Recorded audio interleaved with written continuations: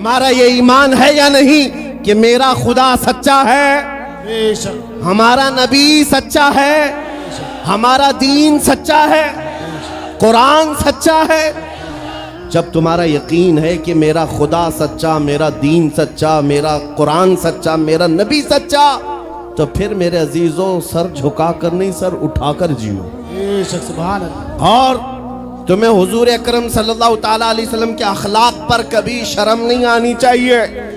कोई टोपी पर, कोई दाढ़ी पर ताने मारता है तो उसको नजरअंदाज करो, इसलिए कि मरने के बाद इस कीड़े को मुंह नहीं दिखाना है, आमिना के लाल को मुंह दिखाना सुभान है। अल्लाह। ताना देता है तो देकर मर जाएगा। हमें फर्क नहीं पड़ता, हमारे लिबास से जलते हो तो और जलो, मरो, इसलिए कि जिसकी किस्मत में यहाँ भी जलना वहाँ भी जलना। और अल्हम्दुलिल्लाह सुन्नियों की किस्मत में यहाँ भी खुशियाँ है, वहाँ भी खुशियाँ।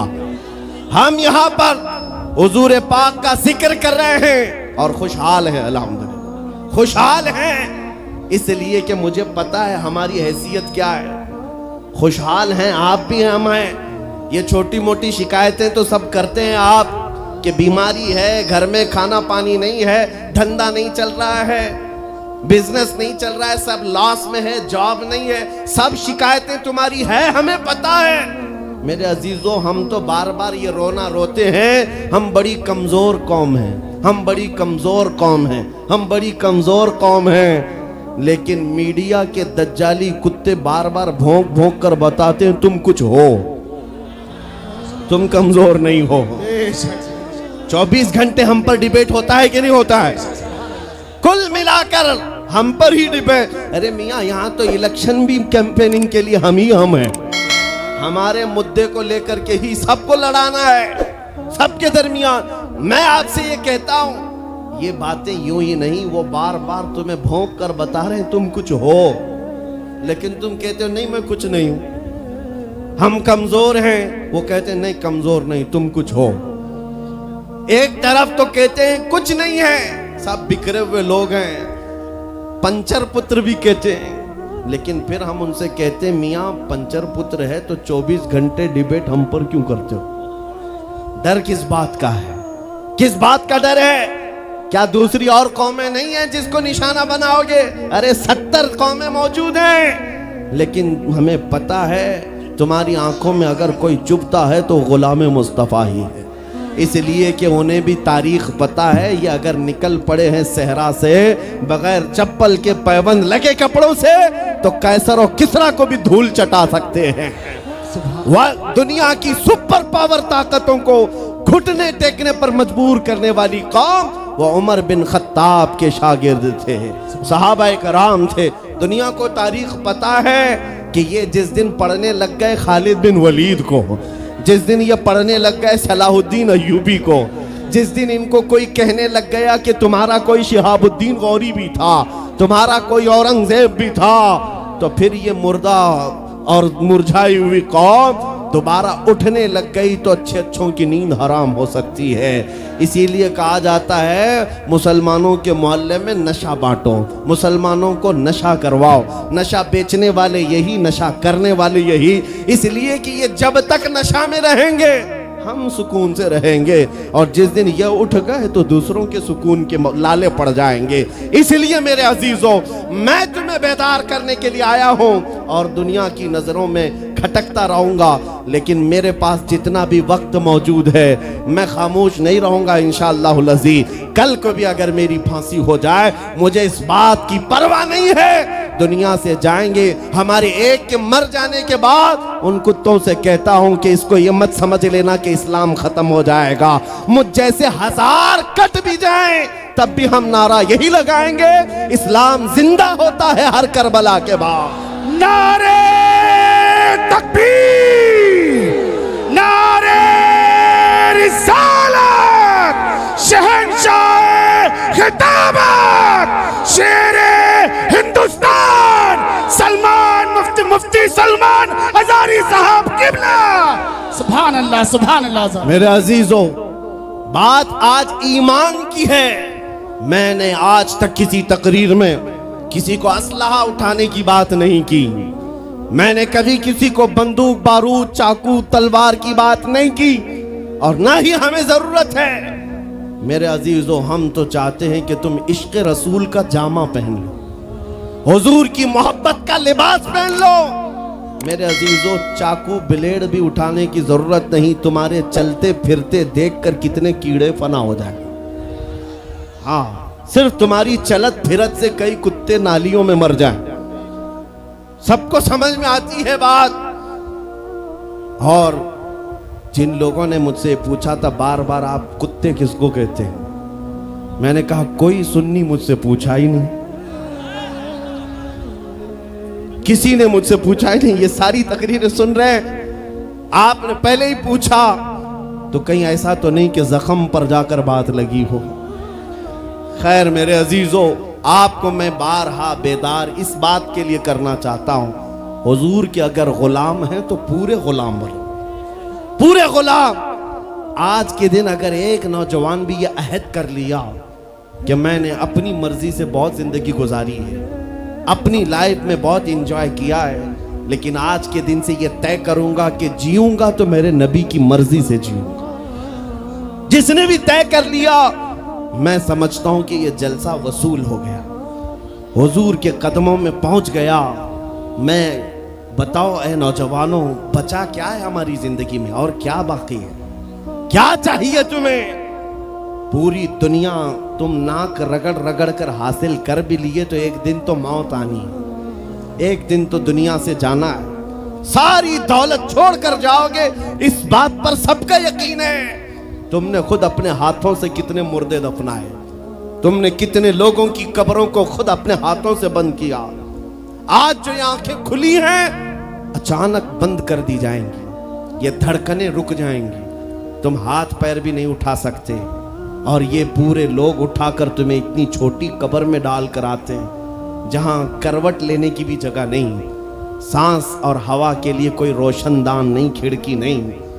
इतने घने अंधेरे के अंदर तुम तन्हा होते हो।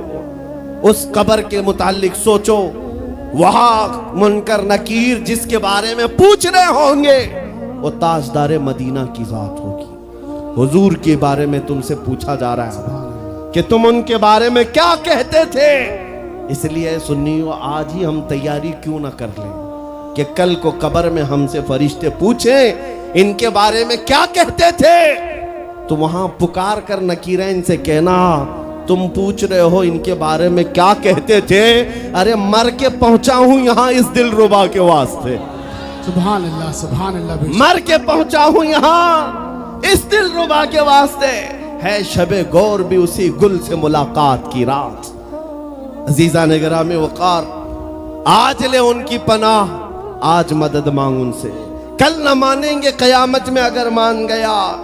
सिर्फ मैं तुम्हारे उन अखलाक की बात कर रहा हूं, बड़े दर्द दिल से कह रहा हूं। आ जाओ वापस उस नुक्ते पर जहां मेरे नबी ने हमें छोड़ा था।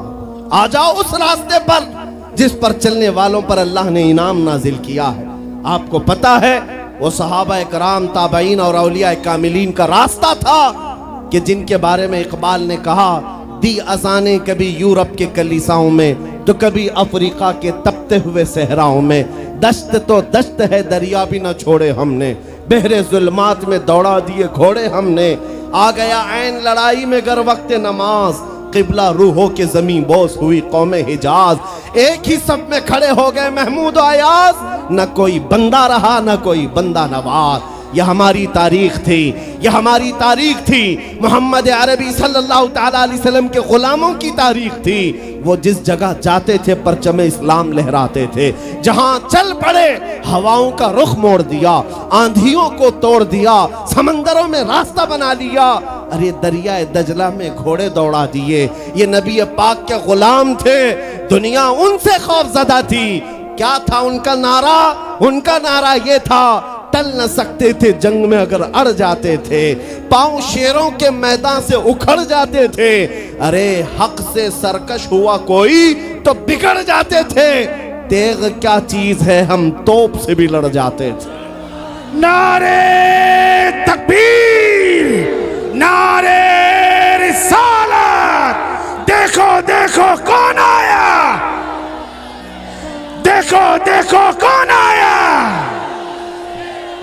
तवज्जो की बात है, हम उस कौम के वारिसीन में से हैं दुनिया जिनकी तारीख जानती है। आपको पता है अंग्रेज तारीख दान है, अंग्रेज है, उसका कोई ताल्लुक मेरे दीन से नहीं, लेकिन तारीख लिखने में उसने ये बात लिखी कि मैंने ऐसा जर्नेल देखा ही नहीं जैसा सलाहुद्दीन था, इसलिए कि उसके जज्बे जैसा मैंने एक भी जर्नल देखा नहीं।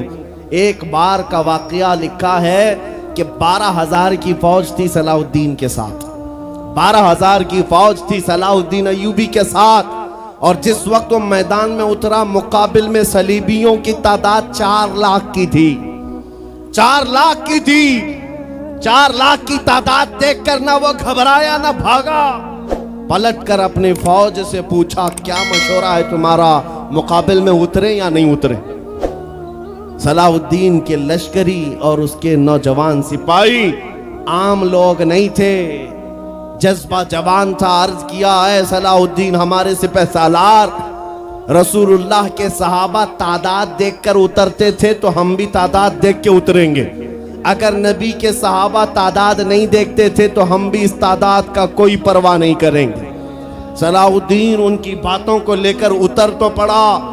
तारीख लिखने वाला अंग्रेज आदमी है, कहता है मुकाबला कर लेना और बात होती है, लेकिन 4 लाख को तितर बितर करके रख देना तारीख की अलग बात होती है। सलाहुद्दीन के इस कारनामे के बाद वो अंग्रेज तारीखदान कहता है हमारे इलाकों में हाल ये हो गया था, हमारे यहाँ की माएँ अपने बच्चों को थपकियां देकर सुलाती थी और ये कहती थी कि बेटा सो जा नहीं तो सलाहुद्दीन आ जाए। सुभान अल्लाह, सुभान अल्लाह। ये मैं इसलिए बातें अर्ज कर रहा हूँ कि सलाहुद्दीन अय्यूबी की ताकत वो उनकी अपनी बॉडी की ताकत नहीं थी, वो ना ही किसी जगह से वर्जिश करके हासिल की हुई ताकत थी। सलाहुद्दीन की ताकत इश्क़ मुस्तफ़ा की वजह से थी, वो मोहब्बत रसूल का पैकर था। हमने तारीख में उन जवानों को देखा है जिन्होंने तारीख उलट करके रख दिया है, जिन्होंने जमीन में एक अलग परचम लहरा कर रख दिया है। आपको पता है इसी हिंदुस्तान की सरजमीन पर सबसे पहला 10,000 का लश्कर लेकर आने वाला एक जवान अरब से सबसे पहले आने वाला मोहम्मद बिन कासिम सिर्फ 19 साल की उम्र में आया था। 19 साल की उम्र में आया था। किस लिए आया था? माल लूटने नहीं आया था, यहाँ जगह कब्जा करने नहीं आया था। जैसे आज तारीख तोड़ मरोड़ करके बताई जा रही है, जितने बादशाह आए सब आक्रमण किए, सारे लोग यहाँ लूटपाट करने आए थे, ये तारीख तोड़ मरोड़ कर बयान की जाती है। मेरे अजीजों इस पर फिर कभी गुफ्तगू करेंगे, लेकिन मोहम्मद बिन कासिम क्यों आया था? इलाहाबाद के एक पंडित है, उन्होंने खुद लिखा है, मैं अपनी बात नहीं पंडित जी की बात कह रहा हूँ। उस वक्त हालात ऐसे हो गए थे कि चंद औरतें, मुसलमान औरतें जो श्रीलंका की सरजमीन से हज के लिए जा रही थी, उस वक्त राजा दाबिर सिंह उसके कुछ गुंडों ने इन औरतों को पकड़ लिया, उनकी इज्जत लूटी, उनका माल लूटा, उनको कैदी बनाया। उन औरतों ने उस वक्त पुकार कर कहा था कि कोई है जो हमारी इज्जत बचाएगा। कोई तिजारत करने वाला बाहर से आया हुआ ताजिर बात सुन करके अरब गया। अरब में जाकर गवर्नर जो था उसके सामने वाकया बयान कर रहा था। 19 साल का जवान मोहम्मद बिन कासिम वहां से गुजर रहा था। उसने इतना वाकया सुना कि हिंद की सरजमीन पर कुछ हमारी बहनों की इज्जत लूटी जा रही है। वहीं खड़े होकर उसने कहा लब्बैक या उख्ती, ऐ मेरी बहन मैं तेरी इज्जत की हिफाजत के लिए आ रहा हूं। वहां से पुकारा अपने चचा जो गवर्नर था उस वक्त, उससे 10,000 का लश्कर लेकर के सबसे पहले यहाँ आने वाला मोहम्मद बिन कासिम किस लिए आया था? माल लूटने के लिए नहीं, औरतों की इज्जत बचाने के लिए आया था। हिंदुस्तान की सरजमीन पर कदम रखा और उसके बाद सामने मुकाबिल में फौरन जंग के लिए नहीं आया। कहा कि जिन औरतों को कैदी बनाया वो छोड़ दो, जो हज के लिए जा रही थी उन्हें आजाद कर दो, और दूसरी बात जिन्होंने गुंडागर्दी की है उन्हें पकड़ो और जेल में डालो। राजा को घमंड था, उसने इनकार किया तो मोहम्मद बिन कासिम ने कहा चलो आओ मोहम्मद अरबी के शेरों से मुकाबला हो जाए। 3 दिन का मुकाबला हुआ था, न राजा बचा न बाजा बचा, सारे हजारे इधर से उधर हो गए और मोहम्मद बिन कासिम का परचम लहराया। मेरे अजीजों, औरतों की इज्जत का मुहाफिज 19 साल का जवान था, जिसने आते ही औरतों की इज्जत भी बचाई और मेरे दीन का परचम भी लहराया। मैं आज पूछता हूं, हमारी उम्रें कितनी हो गई? कई जवान 25 साल 30 साल क्रॉस कर चुके। आज बहुत सारी औरतों की इज्जतें जब लूटी जाती हैं, तुम तो मोबाइल में देख देख करके शेयर कर देते हो, वीडियो इधर से उधर फैला देते हो और उसके बाद समझते हो हम बहुत बड़ा काम कर रहे हैं। हर कोई यही कहता है सबको शेयर करो, सबको शेयर करो। काय के लिए शेयर करो? मेरे अजीजों, ये कौन सी जंग लड़ रहे हो? व्हाट्सएप मोबाइल की जंग लड़ रहे हो? तुम्हारे अंदर अगर गैरत बाकी है तो मेरे अजीजों, किसी की इज्जत लुटते हुए देखकर तुम तमाशा नहीं कर सकते। ईमान बेदार करो, ईमान बेदार करो। ये आज हालात क्यों आए? इमाम गजाली की एक बात मैं सुनाता हूं। बहुत सालों पहले उस इमाम ने कहा था, 1000 साल पहले तकरीबन, उस इमाम ने कहा था, जब इस उम्मत के सामने उनके रसूल की तौहीन हो रही हो और उम्मत खामोश बैठी रहे तो चंद दिन इंतजार करें, इनकी माँ और बहनों को बाजार में लाकर नीलाम किया जाएगा। इनकी माँ और बहनों की इज्जत लूटी जाएगी और ये कुछ ना कर सकेंगे। इनके बच्चों को मारा जाएगा और ये कुछ ना कर सकेंगे। मैं आज महसूस कर रहा हूँ, हुजूर की गुस्ताखी पर और तौहीन पर खामोश रहने का नतीजा ये है कि अब हमारे घर भी सलामत नहीं रहेंगे। लोग आज चीख रहे हैं, मस्जिदें वीरान हो गई, मस्जिदें टूट रही हैं, खानकाहें टूट रही हैं, न जाने कितने मज़ारात बिल्डोजर से ख़त्म किए जा रहे हैं। ये तमाम बातें अपनी जगह पर। मैं आपसे पूछता हूँ, जाने ईमान रसूलुल्लाह की इज्जत बाकी नहीं रही तो फिर कुछ भी बाकी नहीं रहा। वो जो न हो तो कुछ न हो, वो जो न थे तो कुछ न था। जान है वो जहान की और जान है तो जहान है। आपसे मैं यही कहना चाहता हूं, सीरियस हो जाओ, हसास हो जाओ। हंसी मजाक गलछड़े ये लतीफे लोगों के दरमियान अय्याशियां खत्म कर डालो। आज हर एक के घर से धुआं उठ रहा है और लोग अभी खुशियां और तमाशा देखने में मसरूफ हैं। आज पूरी दुनिया में जो तमाशा है आप नहीं अंदाजा कर सकते। फिलिस्तीन के बच्चों के साथ खून की होली खेली जाती है। हमने इराक में देखा है, चंद साल पहले जहां मैदान में खेला करते थे लोग, आज वो मैदान कब्रों से भर चुका है, कब्रों से भर चुका है। इतनी मौतें होती हैं कि जनाजा उठाने के लिए लोग नहीं होते, जनाजा उठाने के लिए लोग नहीं होते। ये तमाम हालात क्यों पैदा हुए?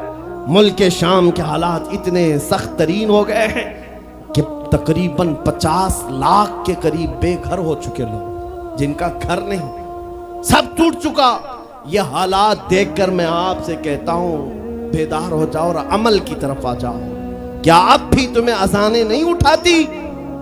नमाजों के लिए दौड़ते नहीं?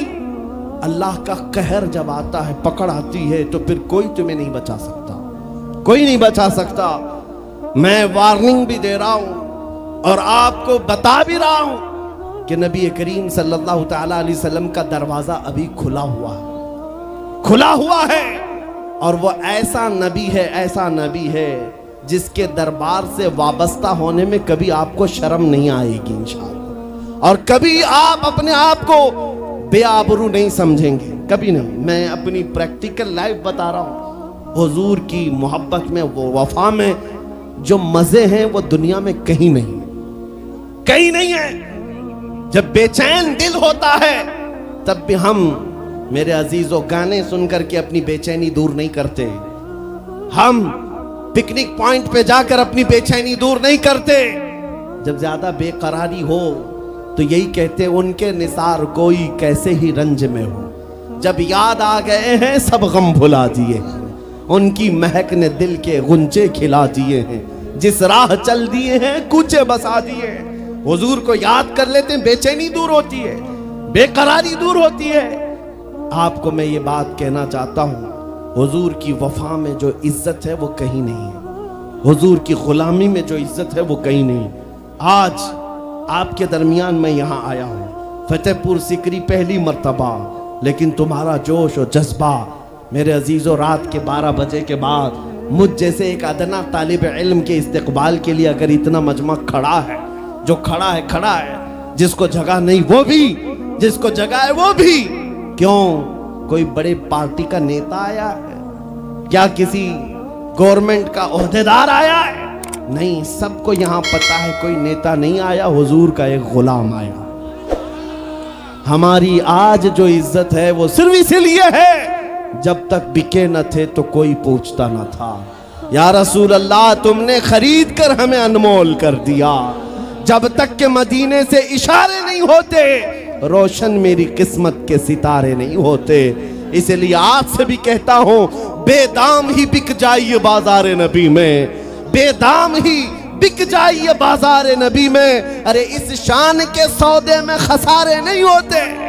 नारे तकबीर, लब्बैक लब्बैक लब्बैक या रसूल अल्लाह, लब्बैक लब्बैक लब्बैक या रसूल अल्लाह। ताजदार खत्म नबूवत, ताजदार खत्म नबूवत। मैं अपनी गुफ्तगू को समेटते हुए बात अर्ज करता हूं, तुम्हारी यकीन को बढ़ाने के लिए कहता हूं। आज भी तुम्हें पता होना चाहिए, हमारे दर्द को कोई समझने वाला है तो आमिना का लाल है, वो मकीने गुंबदे खजरा है, जो बेकसों का कस, जो बेसहारों का सहारा। उस रसूल पाक की आदत ही ये है, आता है फकीरों पे उन्हें प्यार कुछ ऐसा, खुद भीख दें और खुद कहें मंगते का भला हो। आपको मैं ये बात बार बार इसलिए कह रहा हूं कि तुम ये मांगना छोड़ दो, लोगों के यहाँ हाथ फैलाना छोड़ दो, इनकी उनकी नौकरी चाकरी करना छोड़ दो। मेरे मुर्शिद ताजु शरिया फरमाया करते, बुल हवस सुन सीमो जर की बंदगी अच्छी नहीं, बुल हवस सुन सीमो जर की बंदगी अच्छी नहीं, उनके दर की भीख अच्छी, सरवरी अच्छी नहीं। दुनिया में कहीं इज्जत नहीं पाओगे जो मेरे नबी की गुलामी में पाओगे। इसलिए कि हमने हुजूर से वाबस्ता होने वालों को देखा है। वो बिलाल हबशी हबशा के रहने वाले थे, अगरचे रंग काला था, लेकिन जब मेरे आका की गुलामी में आए तो मेरे आका ने उन्हें काबे की छत पर चढ़ा दिया, और काबे की छत पर से अजान देकर बिलाल ने ये लोगों को बता दिया, ऐ लोगों मुझे देखो, रंग से इज्जत नहीं, मुस्तफा के कदमों से इज्जत है।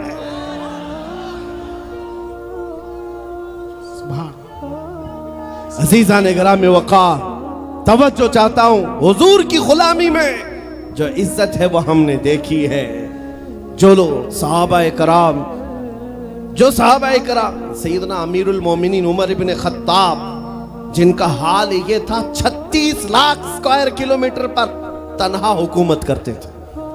उस वक्त मिस्र भी, शाम भी, यमन भी, इराक भी, फिलिस्तीन भी, अरब, ये 6 कंट्री पूरे मिलाकर तन्हा हजरत उमर की निगरानी में थे।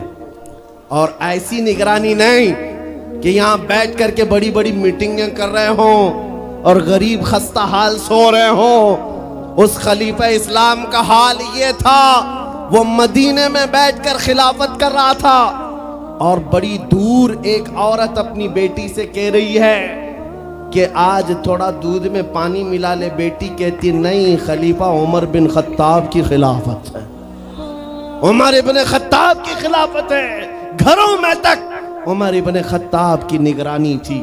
ये कौन? उमर इब्न खत्ताब रज़ियल्लाहु ताला, जिन्होंने लोगों का खून चूस करके हुकूमत की कुर्सी नहीं बिठाई। और दूसरी बात ये भी कि वो उमर सादा जिंदगी गुजारने वाले, उनकी सिक्योरिटी भी ऐसी नहीं थी कि रोल्स रॉयस लगी हुई हो, काली गाड़ियां आगे पीछे घूमती हो। मेरे अजीजों, उस उमर इब्न खत्ताब की बात कर रहा हूं। जब बैतुल मुक़द्दस फतह हो गया तो वहां से हजरत अबू उबैदा बिन जर्राह ने खत लिख करके भेजा कि लोगों की ख्वाहिश है उमर इब्न खत्ताब आप तशरीफ लाएं, बैतुल मुक़द्दस की चाबी आपके हाथ में दी जाएगी, आप तशरीफ लाएं। तो उमर इब्न खत्ताब रज़ियल्लाहु ताला अन्हु मदीने से चल पड़े अपना एक गुलाम लेकर के। लेकिन गुलाम और खुद होने के बाद एक ही घोड़ा था। तय ये कर लिया गुलाम के साथ कि 1 मील मैं बैठूंगा तू चलेगा, और दूसरे मील तू बैठेगा मैं चलूंगा। ये शान उमर इब्न खत्ताब रज़ी अल्लाह ताला अन्हु की। मैं क्यों कह रहा हूं अभी बताता हूं। और इस तरह से सफर कटता रहा। 1 मील खुद बैठते, 1 मील गुलाम बैठता था, क्योंकि उनके अदल के सामने किसी की नहीं चलती।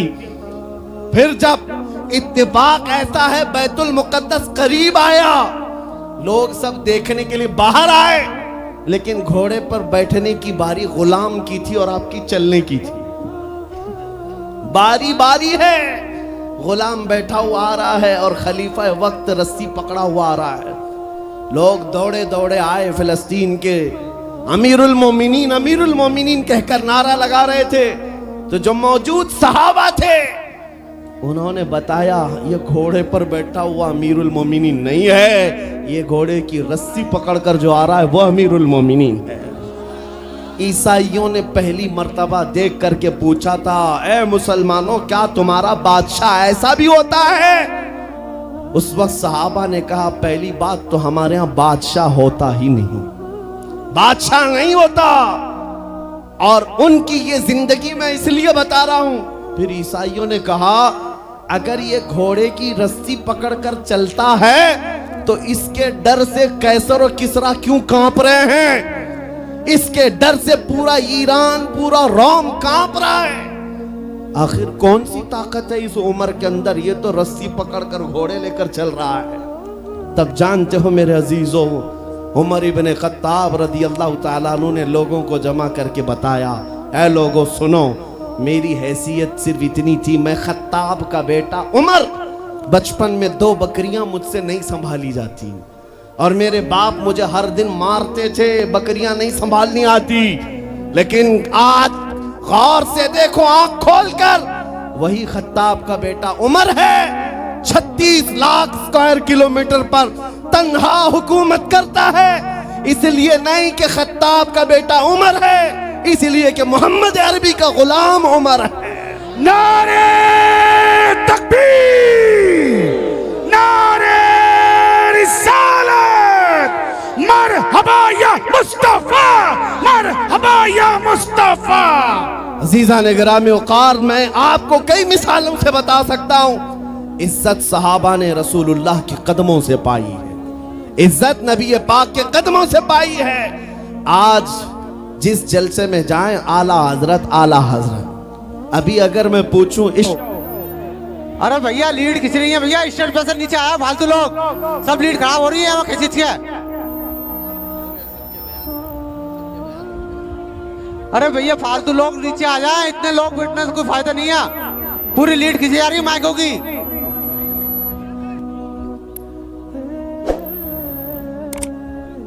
बिस्मिल्लाहिर्रहमानिर्रहीम। कुल बिफज़लिल्लाहि व बिरहमतिही फबिज़ालिका फ़ल्यफ़रहू। सदक़ल्लाहु मौलाना अज़ीम। बारगाह रिसालत मुआब सल्लल्लाहु तआला अलैहि वसल्लम में दुरूद पाक का हदिया पेश करें। अल्लाहुम्मा सल्लि अला सय्यिदिना व मौलाना मुहम्मद मअदनिल जूदि वल करम व आलिहि व अस्हाबिहिल किराम व इब्निहिल करीम व बारिक व सल्लिम सलातन दाइमतन सरमदन अबदा। अज़ीज़ान गिरामी वक़ार,